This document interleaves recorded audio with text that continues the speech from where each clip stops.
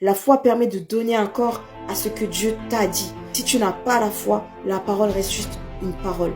Garde ta foi. Même si c'est difficile, c'est ta foi qui va te permettre d'avoir la victoire.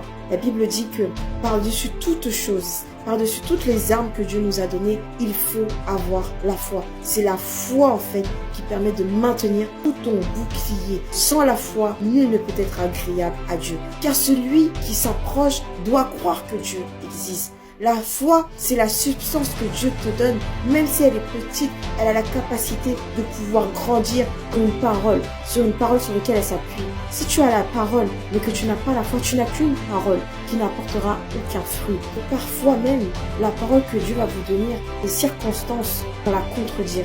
Tout ira à l'envers. C'est pour ça que la foi, à ce moment-là, devient importante. Si tu n'as pas la foi et que tu n'as que la parole, tu vas pas continuer ta marche.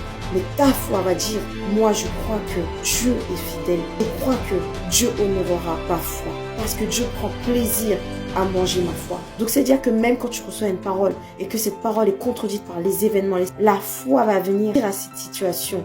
Parole, tu as été relâché dans la bouche de quelqu'un qui est fidèle. Tu as été relâché dans la bouche de quelqu'un. Quand il dit quelque chose, il l'accomplit. Circonstance, même si tu veux contredire la parole de celui qui a parlé. Moi, j'ai la foi que celui qui a parlé cette parole, il va l'accomplir.